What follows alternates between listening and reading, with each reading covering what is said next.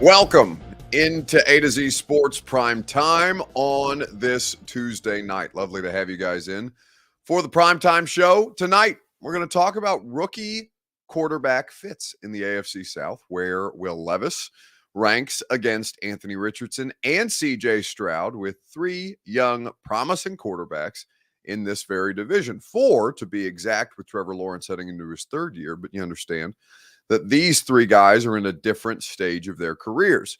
So we're going to talk about those three tonight, and then we're going to evaluate who we think is going to have a more successful rookie season, given that Richardson and Stroud likely will play far more football than Will Levis does, provided that Ryan Tannehill stay healthy this year.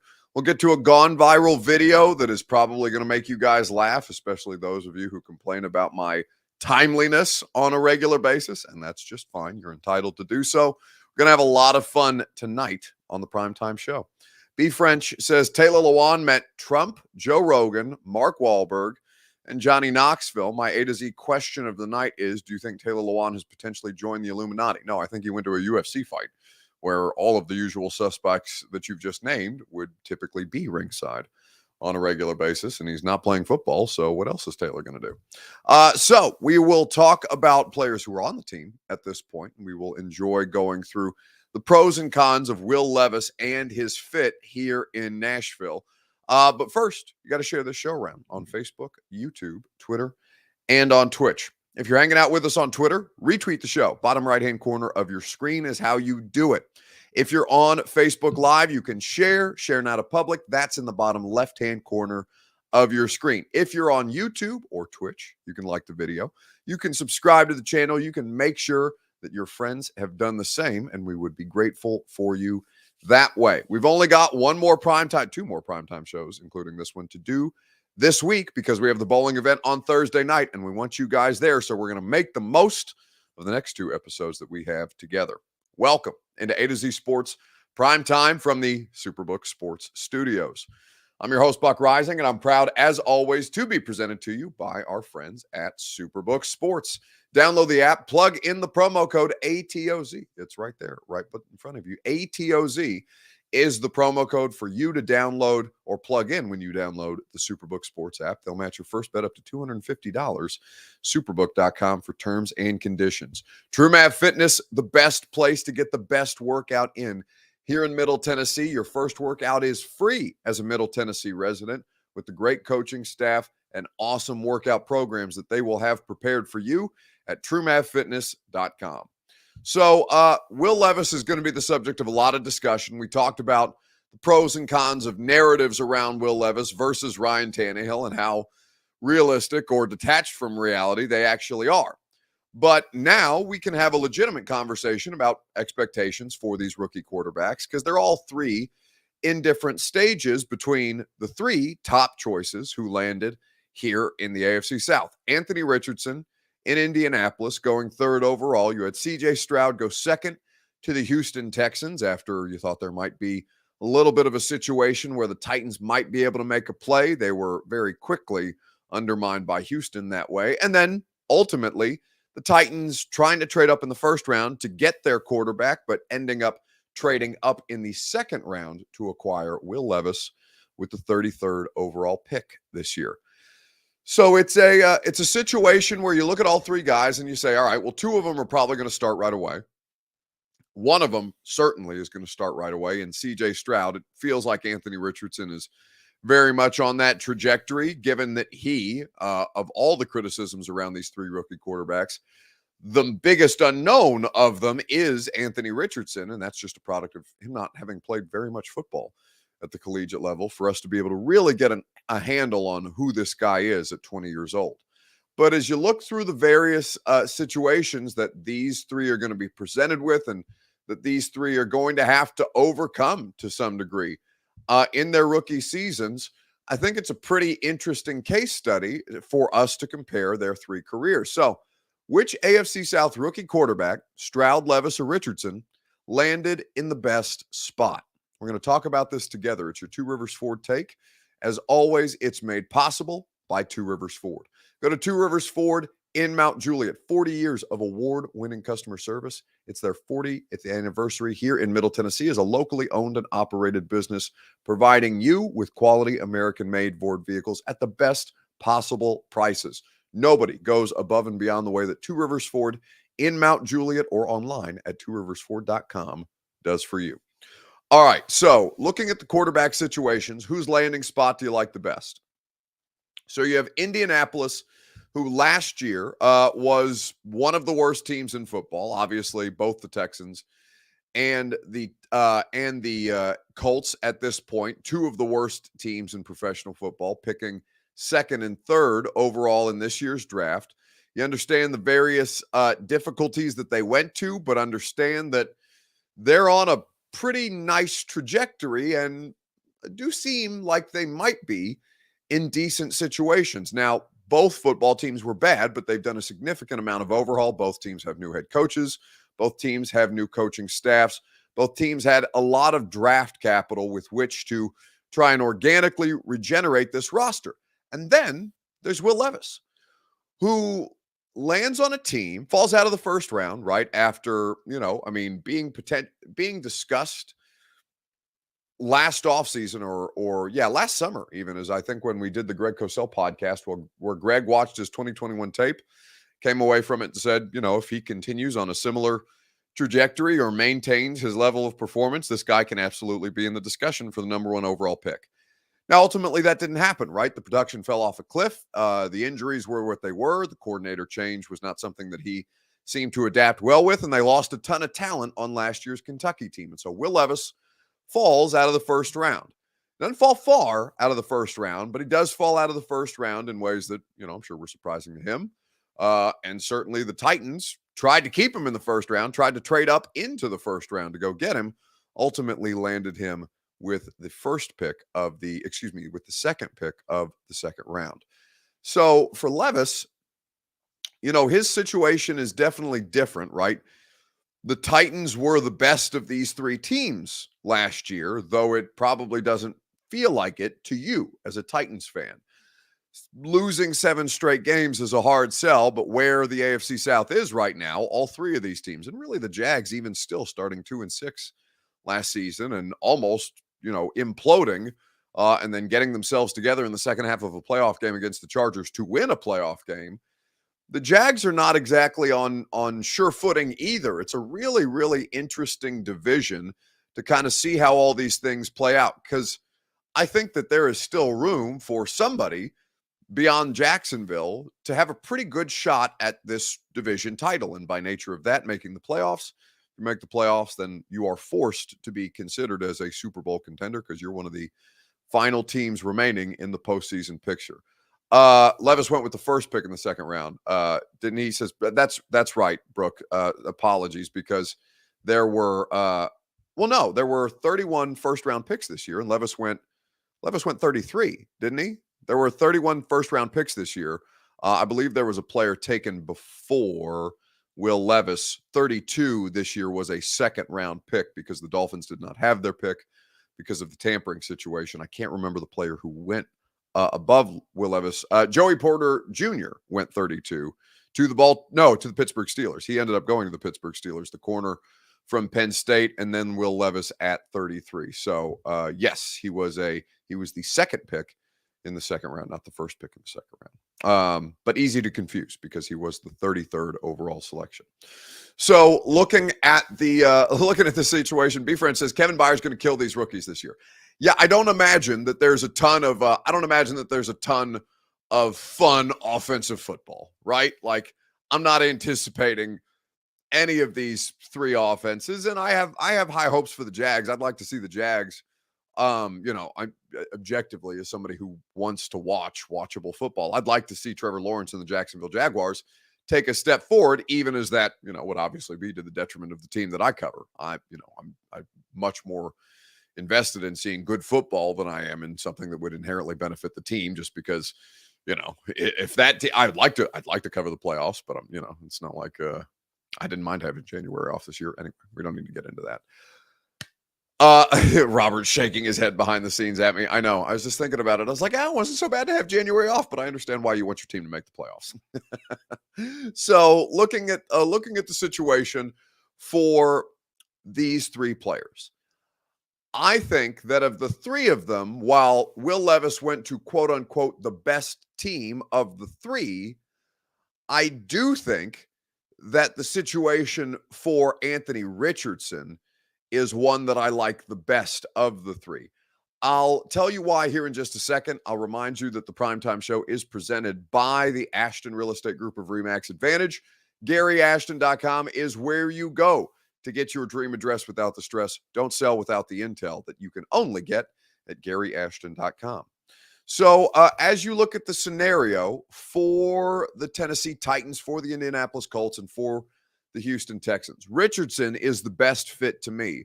And I thought my friend Cam Wolfe of the NFL Network on Good Morning Football, I believe this morning, made a pretty compelling case for why Anthony Richardson and Indianapolis are going to be at least set up for success. Yeah, Ryan, I love what you said about the plan, because it was so important to see where Anthony Richardson went in this draft process, because like you said, there are some places where guys are set up to fail. I think that the Colts are a great spot for him because of what you just mentioned with Shane Steichen. He has been with the Jalen Hurts, who had similar questions coming out of college. Is he accurate enough to be that passer? Is he a running back? That's the quote-unquote notion that that people want to give these quarterbacks who have struggles with that. Well, Anthony Richardson has some of the qualities. He just needs experience. And so I think it's a huge deal that Jim Irsay is saying what he's saying. When you watch Anthony Richardson last year in college, he started off slow. 0 touchdowns, 4 interceptions in his first 3 games. The last 9 games, 17 touchdowns, 5 interceptions. What do you know? Guys get better with more reps. And so this is about 2024 through 2039, not 2023. And so I think that from week 1, Anthony Richardson has to start. And you look at a situation with the Colts, you guys are talking about the different quarterbacks. This will be the 7th different week 1 starter for the Colts since 2017. Wild.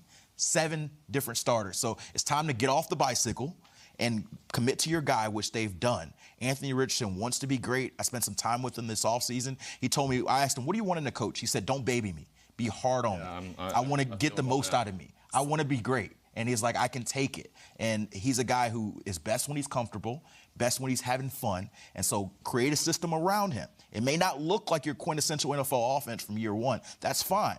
You grow into it like Josh Allen did. You grow into it like Jalen Hurts did. And maybe, just maybe, you get a superstar at the end of it. So that is Cameron Wolfe of the NFL Network making the case for the Colts and Anthony Richardson. Shane Steichen is the key there for me.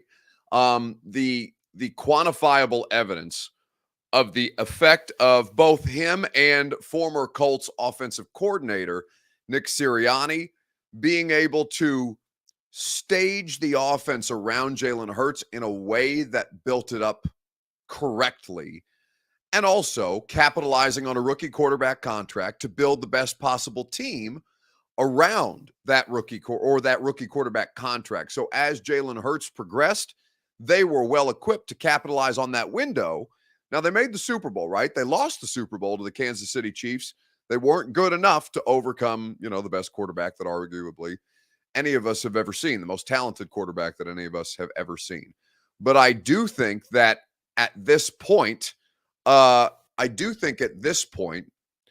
you have a situation where Richardson, despite being the biggest unknown of these three, might actually be in the best position to succeed. Now, DeMeco Ryans is allegedly a great coach, a great defensive coordinator. How he manages as a head coach remains to be seen. How his coaching staff forms around him remains to be seen. Shane Steichen is also a first-year head coach. Mike Vrabel and the Tennessee Titans, the most proven commodity. And I would probably, with so many unknowns in Houston, I would probably tier it this way. Colts with Richardson, Levis and the Titans, and Stroud and Houston.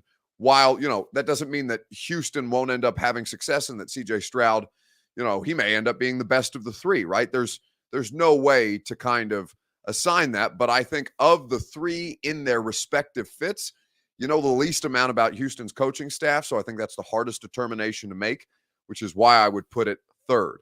What I do know is that the offensive coaching staff with a player who's got a lot of raw talent that needs specific offensive catering to for the time being as they continue to expand his capabilities. I think that Richardson, that I'm the most intrigued by, and that I'm probably the most excited by of any of these guys. Because, I mean, Anthony Richardson is unlike any kind of athletic talent that we've seen at the quarterback position. I see a lot of people making Joe Milton comparisons, and I really don't understand that at all. Joe Milton is not anywhere close to the athlete that Anthony Richardson is. This guy has, I mean, Josh Allen type potential means something drastically different now in 2023 than it did Josh Allen like potential, even when he was coming out of Wyoming, right? We always knew potential was the thing around Josh Allen.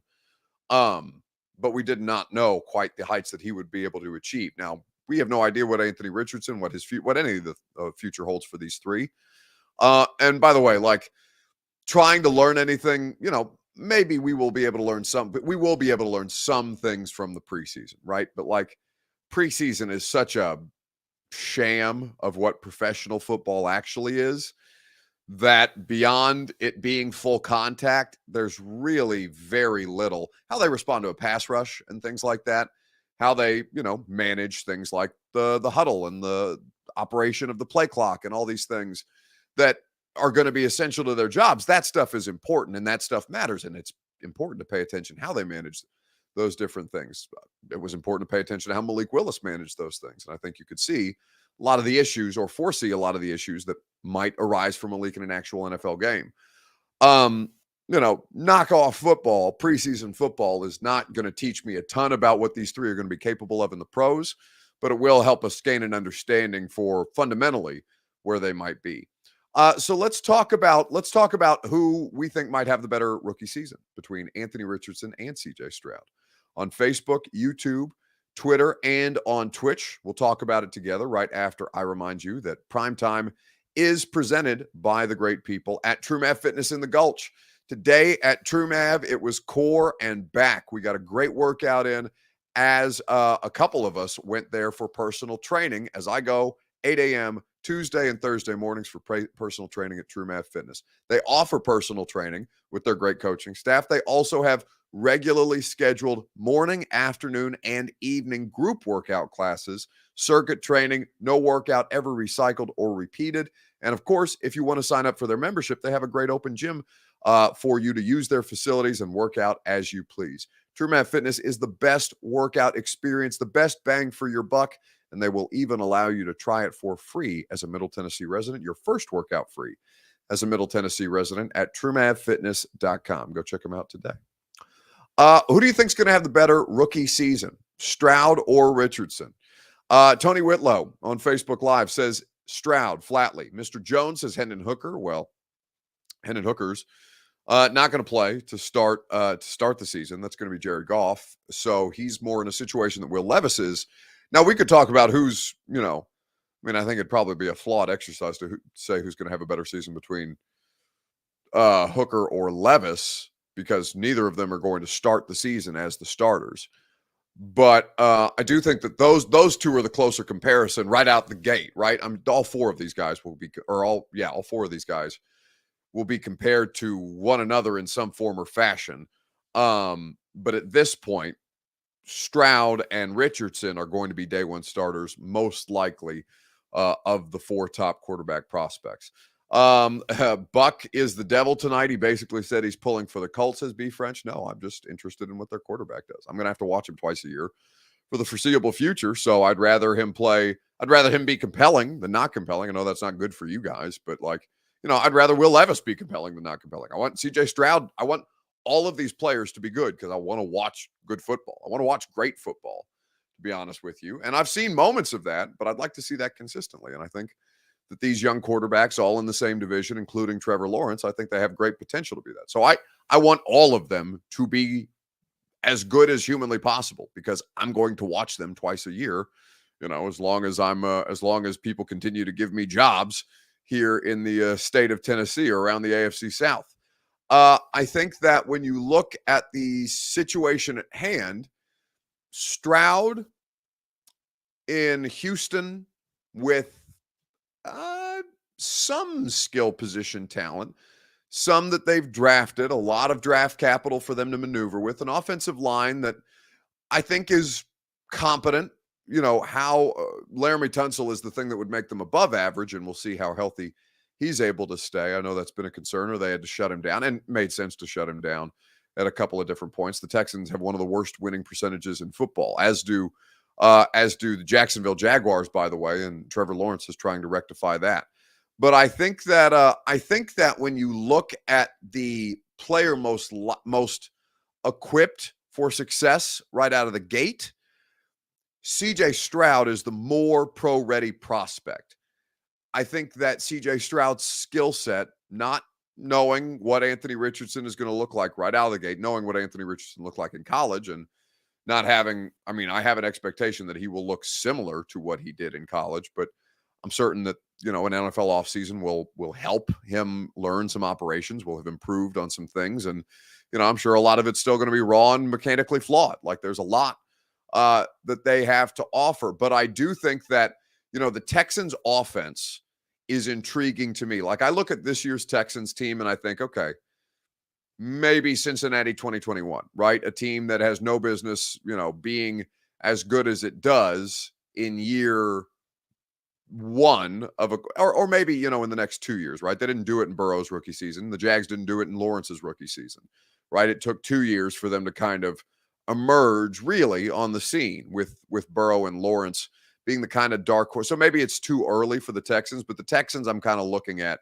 in that same light. I think that CJ Stroud being more ready out of the gate is just going to help him.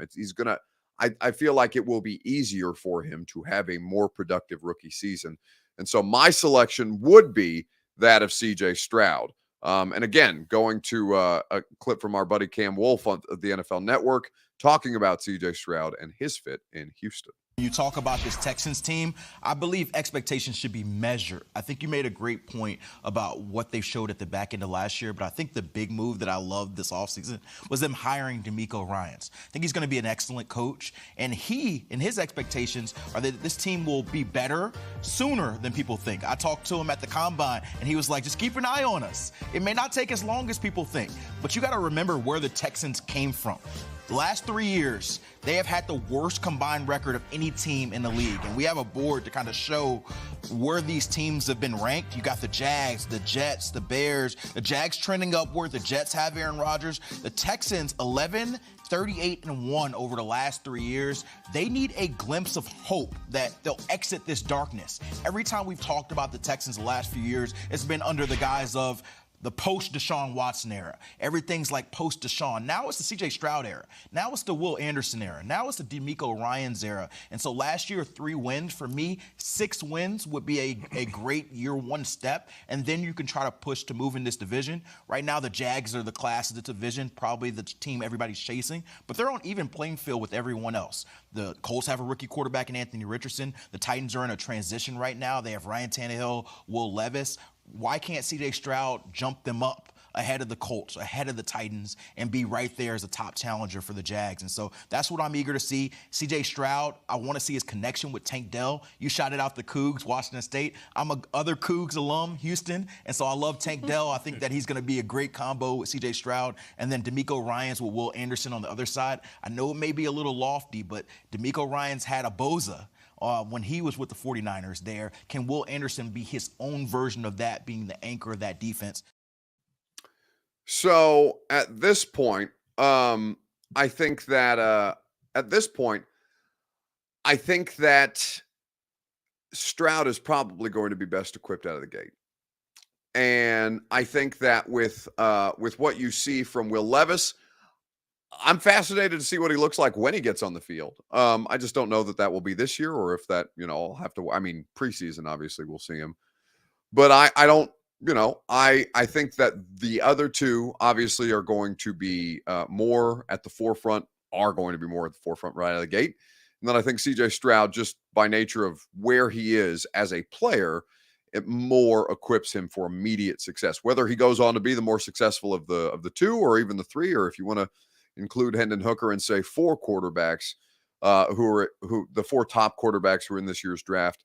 I'm fascinated to see how all their careers play out. I really like Hendon Hooker, and I will say that I like Hendon Hooker with Detroit's offensive coordinator, Ben Johnson. I don't know how much longer Ben Johnson is going. If they have more success with Jared Goff as the quarterback, I imagine Ben Johnson's going to get a job somewhere else. So I like that fit for the time being. So we will see how this thing goes. Jay says, I love how everyone forgets about Malik. Kid will improve, and if he gives them what they're looking for, I'm a laugh. Well, if Malik does improve, then they're banged, right? Like if Malik improves substantially, then he's put them in a terrible position. So, I'm not saying that the best quarterback needs to be rewarded for winning the job, but if it's Malik, then it really, really complicates their situation, particularly around the future of the quarterback position, even further still with the Ryan Tannehill scenario. Good Morning Football. MB says Good Morning Football is just a reporter show. There's no real analyzing in the offseason until they have guests, says B French.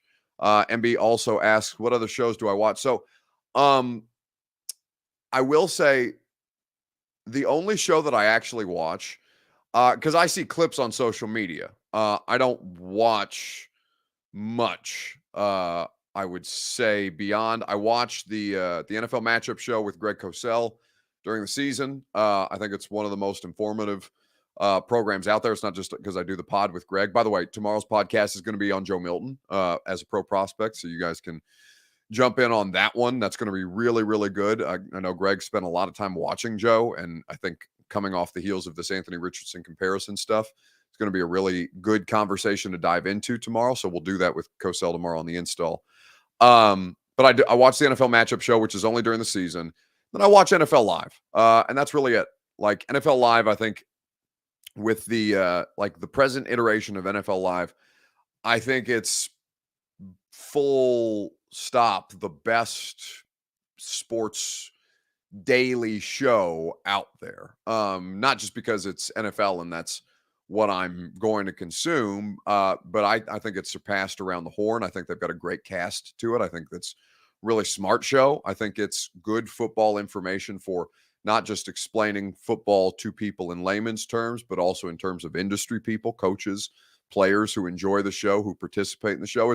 And again, like the cast is great, the chemistry is great. And that's a really, really hard thing to get right on those television shows. But those are the only two things that I watch, I would say, on a regular basis. I do listen to a lot of podcasts just because if I'm going to watch something, one is probably not going to be football. Like, to be honest with you, like if I don't have to watch tape of players or game tape of an upcoming Titans opponent to prepare for a week, or, draft prospects to the draft, like I'd rather not watch more sports stuff, to be honest with you. But I do listen to the athletics football show. I think is really good. And then another NFL show. Do I listen to another NFL show? I don't think so. Yeah, that might be it. Okay. No free ads, but yeah, those are all really good. Oh, well, I listen to Dan Le Batard and Tony Kornheiser every day that they do a podcast. That's my version of whatever primetime is to you guys, or those of you who listen to the radio show every day. I listen to Dan Le Batard's show and I listen to Tony Kornheiser's show every day. That's who I tried to learn how to do my shows from.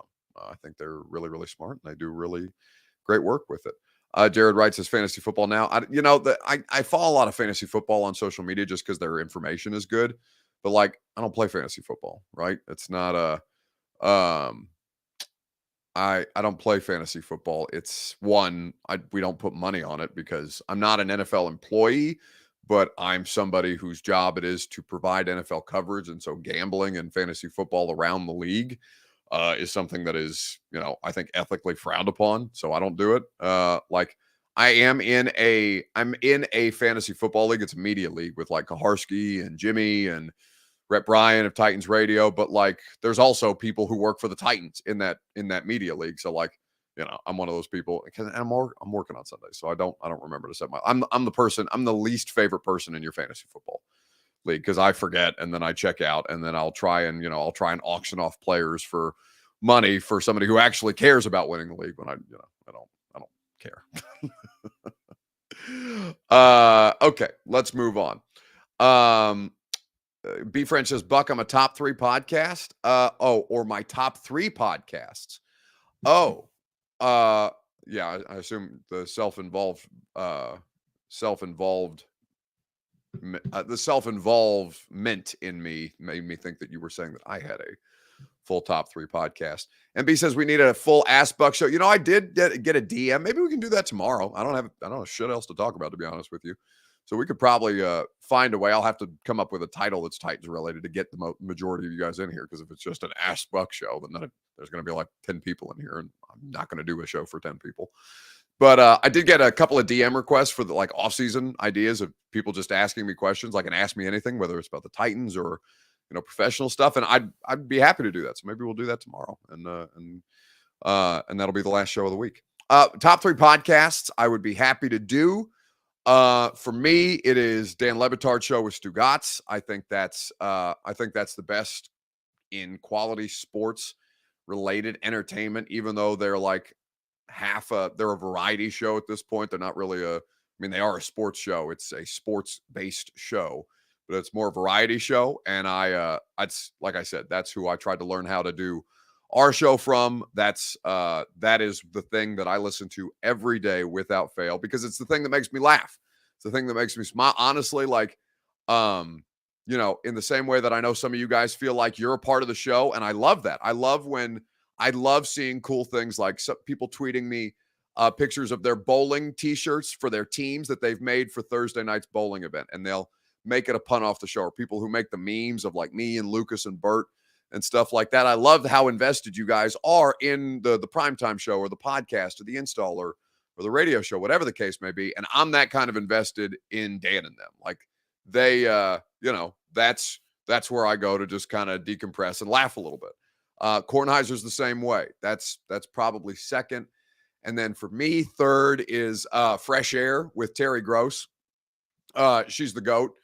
It's, I know, and I don't listen to Howard. It's not that I don't like Howard Stern. It's just I wasn't exposed to Howard Stern really very much at all until, honestly, pretty recently. And then having to keep Bert awake in a car ride home from Bonnaroo, slapping him in the head, or letting him slap himself in the neck and make fun of Robin, the co-host. But Terry Gross at NPR, she's been doing it. I think that show's been on the air for 50 years. They interview everybody from the highest and most powerful politicians to figures in music, to figures in pop culture, to artists. It's such a wide, to people in sports, such a wide spectrum of interview topics. And I think for my money, she might be the best interviewer that I've ever heard. Terry Gross and the NPR show Fresh Air is an absolute banger.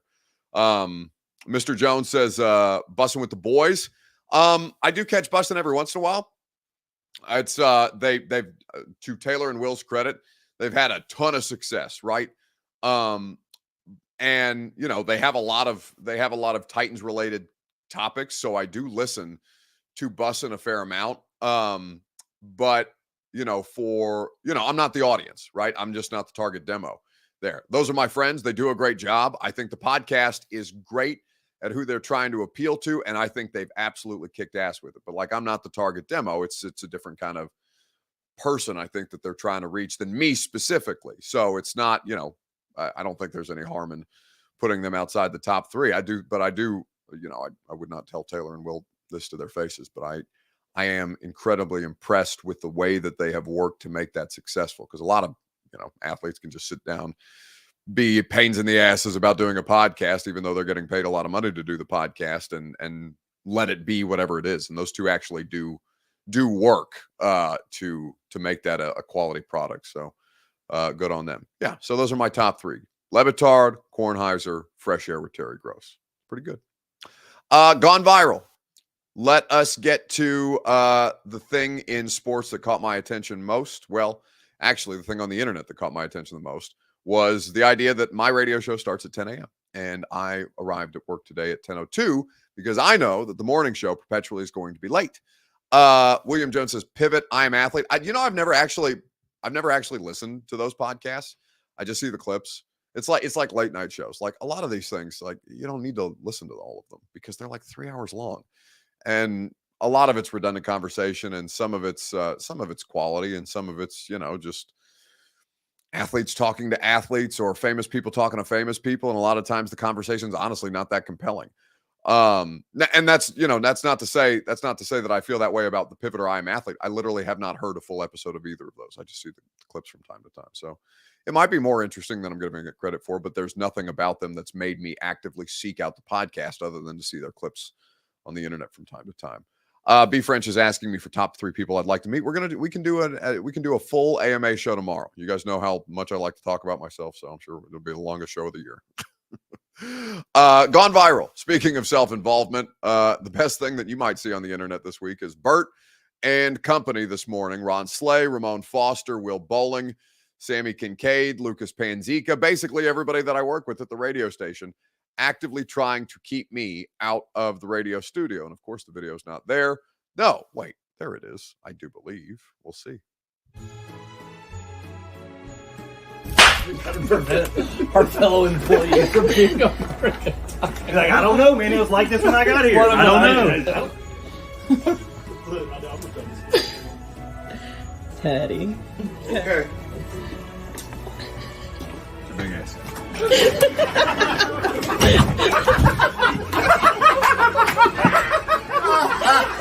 Thing to say for yourself. All of you can eat. So yeah, I'm late. A lot of you complain about how late I am to the primetime show from time to time. The radio show has a hard start time at 10 a.m. And even then, I managed to slide in there while the Titans report is playing at 10:02 this morning. It's later than I normally am. Normally, I'm pretty good. Normally, it's 9:58, 59 on the nose or thereabouts. But yeah, as of late, it's been, everybody's in off-season mode, and that includes myself. Chris Frazier says he's quoting Austin Stanley of AFC Sports. I think if the Titans get DeAndre Hopkins, go ahead and put some money down on the Titans to win the AFC South. Well, that's great. Listen to AFC Sports in the morning. They can talk about that. I have no idea if that's going to happen because DeAndre Hopkins is not a Titan. And until such time, I'm not going to talk about them winning the division with DeAndre Hopkins because they don't have him yet. Okay, that's going to do it for us tonight. Appreciate you guys hanging out. Radio show tomorrow, 10 to 1 on 104.5 The Zone. We're going to have a great time. Bowling tickets. We only have 10 left. There are only 10 tickets remaining for the bowling event. It's going to be an incredible night to benefit Home Street Home. I want as many of you there as humanly possible. But like I said, we are running out of tickets to sell. This thing goes down on Thursday at Kings Bowl in Cool Springs. If you're here in the Middle Tennessee area, like I said, it's going to be an awesome time. We're going to raise a lot of money for a great cause. Former Titan center Ben Jones is going to be there. Ron Slay, I think the whole crew of Ramon, Kayla, and Will is going to be participating. Coach Mack from Titans Radio, Darren Bates, and the Raw Room crew. It's going to be, I don't know why I'm repeating all of this for you when I'm just going to play a trailer to tell you all about the bowling event at the end of the show. But I figured that I might as well remind you a second time and potentially a third time because, like I said, there's only 10 tickets left to this thing. And if you want to go, you may have to go ahead and get them right now. What's going on, guys? Buck Rising here to tell you about the Split Happens Bowling Bash, the second annual event that we're having. This year's charity that we're benefiting is Home Street Home, an incredible organization here in Middle Tennessee that works with the homeless community to make sure that they have all the resources that they need. What you're going to get with your ticket purchase at 1045thezone.com is 3 hours of unlimited bowling, food, drinks, and, of course, a portion of the proceeds going to benefit Home Street Home. Kings Bowl in Cool Springs on July the 13th is when this is going down. Former Titan center Ben Jones, Coach Mack of Titans Radio, Darren Bates, and the Raw Room crew. So many people from 1045 The Zone who are on air who are going to be hanging out and competing against you for a lot of cool prizes as well. So make sure you get your ticket.